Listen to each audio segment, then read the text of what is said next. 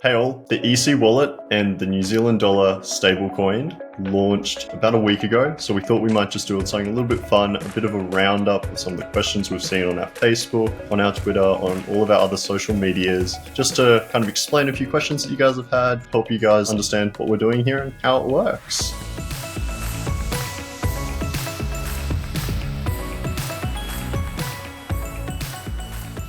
So, NZ Cyrus posted on our Twitter saying, I don't think you're coming up with anything new here. I'd rather stay with my cold wallet that offers me a level of security and control, as I'm the only one to hold my own private keys, much more secure. That's a really good point. Hardware wallets are fantastic. They're so good, in fact, that we actually see a lot of people only using hardware wallets. And that's actually a security risk in and of itself. It makes it a single point of failure. We strongly recommend that no one person has one vault, one thing that they can lose. So that's why we tried to create the wallet, something that can give people options that they can have multiple equivalently safe options, stuff that they can diversify. If something happens to one, it's not everything. They can diversify, they can divide and conquer, so to speak. So yeah, hardware wallets are great, but also the EC wallet's great, and we hope that they both work really well together to provide you guys security and financial freedom. Central Otago on our Twitter asked, after watching the investor vid on YouTube this week, I came away thinking about how complicated it all sounds. That's correct. That's our whole job, is we take crypto things, we deal with all the complicated stuff, we dive into the weeds and make crypto easy for you. That's what we're trying to do with the New Zealand dollar stablecoin. But ultimately, at the end of the day, we're doing all that stuff so we can provide products that are easy for yourselves to use. Paul Gray on Twitter said, what networks will NZDD be supported on? Great question. We know we've copped a little bit of flack about it being on Ethereum. That's fair enough. Our short-term plans are we're going to launch on all the other EVMs because, again, that's pretty straightforward. So this is stuff like Polygon, Base, BSC. And then because EC is really chain agnostic, it's not our place to tell you what you should do with your assets. We believe in the crypto stuff about empowering you. Is that we want to issue NZDD on as many networks as we can, stuff like Solana, stuff like Ripple. But it's something that we've kind of committed to, that we're wanting to put it out there on as many things as we possibly and reasonably can. So yeah, let us know where you want to see NZDD. Where do you want to use it? And we'll make it usable there. Michael Appleby on Twitter. I love your bluntness, Michael. Terrible choice of blockchain to build on. NZ already has free bank transfers. Why would any consumer pay ETH gas for anything? You're right. Between 9 a.m. and 5 p.m., you can transfer in New Zealand for free. That stops after those times. It gets even worse if you try to make international bank transfers.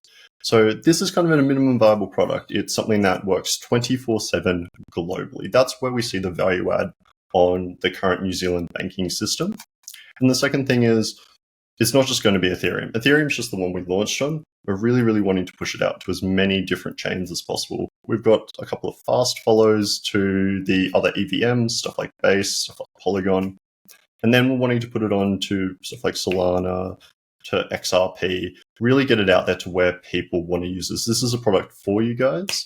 So we want to put it where you guys want to exist. Which ecosystems, which DeFi spaces do you guys want it in? Let us know, and we're going to try and put it there.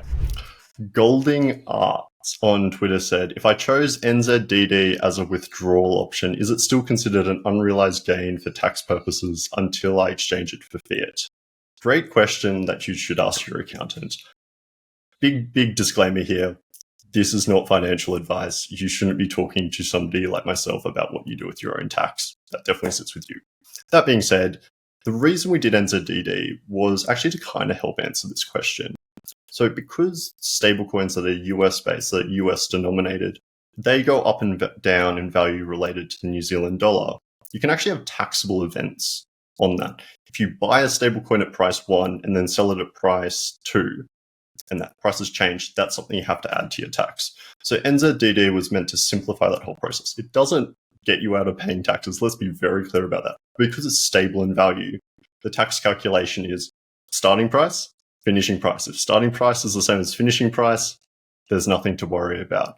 You will still have to do your capital gains, capital losses on the asset you bought and traded into NZDD. And then if you use NZDD to buy another asset, there'll still be really important things kind of in your tax calculations, the starting and end points of those assets. But again, for more details on that, please speak to your accountant. Please don't take tax advice from some guy on the internet. My Linum on Twitter, great question. So why would it be cheaper to buy NZDD than swap to Bitcoin rather than purchase Bitcoin, which is converted to US dollars, then Bitcoin purchase? What I'm trying to kind of pick apart this question. I think what you mean is, why would I trade with NZDD over a US stablecoin?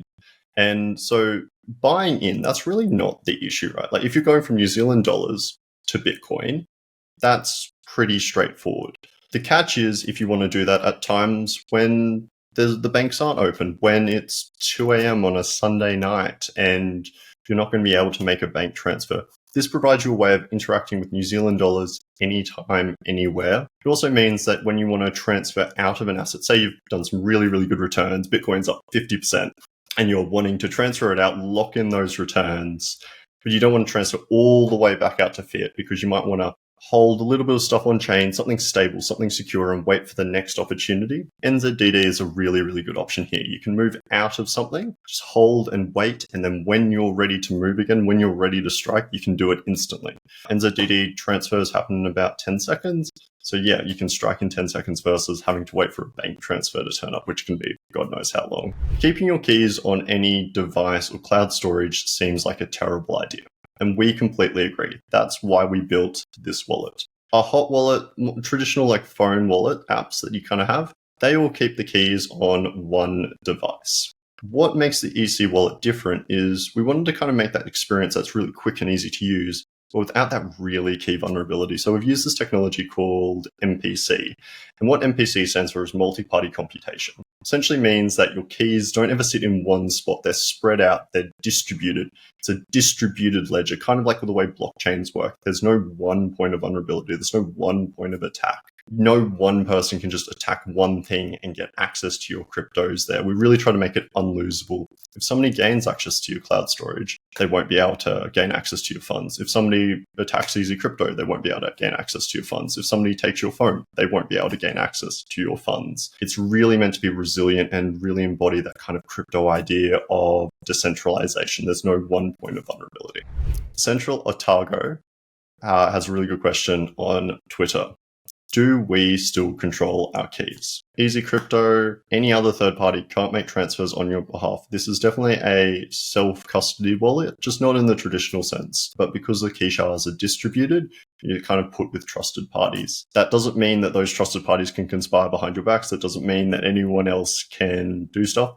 It is still very much in your control and only your control, but it's just done in a way that there isn't that single point of failure. You're definitely still in control of the situation and what happens with your funds, and no one, and I mean no one, can tell you what to do with them. Studios Tribal on Twitter asked, is the crypto insured? And the long and the short of it is, this is something we considered, but unfortunately it's not feasibly possible.